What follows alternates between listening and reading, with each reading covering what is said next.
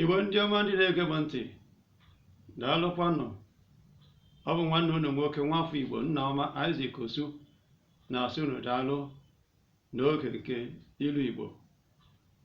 N'ilu Igbo taa, m ga-akọwa ilu nke na-asị na adịghị ewu ka esi welie aka. Kedu ihe ilu a na-akọwa? Ilu a bụ ilu ndụmọdụ na ịdọ aka na ntị na isi ihe. Ilu a na-eme ka mara na mgbe iwe dị mmadụ ma mgbe akpasuru mmadụ iwe, ọ ga-akpachara anya n'ihe ọ na-eme mgbe iwe dị ya, n'ihi na ọ bụrụ na o jiri iwe akpasuru ya wee mee ihe, o nwere ike mebie ihe. Ọ ga-abụ asịgodu na iwe ahụ kwụsị, ihe o mebiri ga-abụ ihe ọra na eze ga na-ata ya ụta, akọ na uche ya ga na-ata ya ụta n'ihi ihe o mebiri.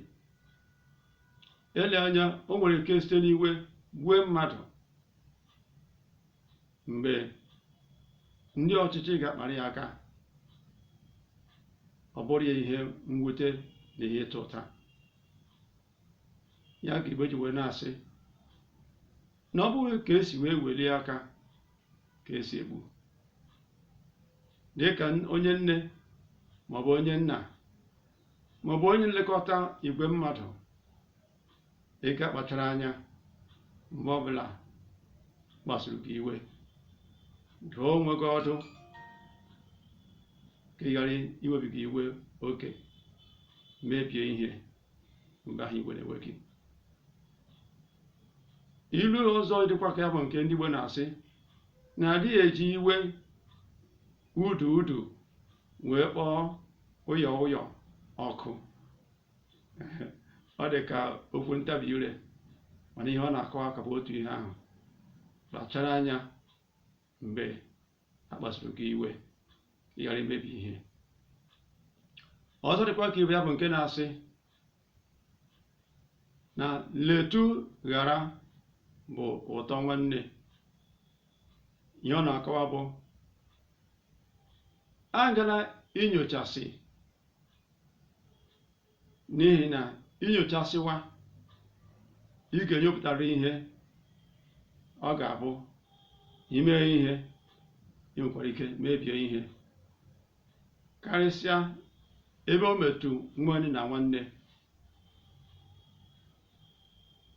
Ọ bụrụ na nwanne gaa n'iru na-akụkọba ihe nwanne ya mere ya, ele anya ruo obe ọ ga-asị ka ya chụpụ nwanne ya. Ọ bụrụ na ọ chụpụ nwanne ya, onyezi ga-abụrụ ya nwanne. Ya ka Igbo ji wee na-adụ ọdụ site n'ilu a na-asị ka iletu ghara ka ụtọ nwanne na nwanne tọrọkwa gaa n'iru. Otu a ka ọ hụ n'ọnụ n'ilu Igbo nke taa. Abụ m nwanne unu nwoke Nnaọma Isaac Osu. Arịọ m gị bịanyere m aka n'ebe ahụ na-egosi na ihe a m na-eme masịrị gị. Kesakwara ya ndị ọzọ ka ejisi ike mee ka ilu Igbo gasaa. N'ihi na chetakwa na anyị kwuru na ilu Igbo bụ mmanụ ndị Igbo ji eri okwu. Otu a ka ha mere ọnụ taa. Daalụkwanụ.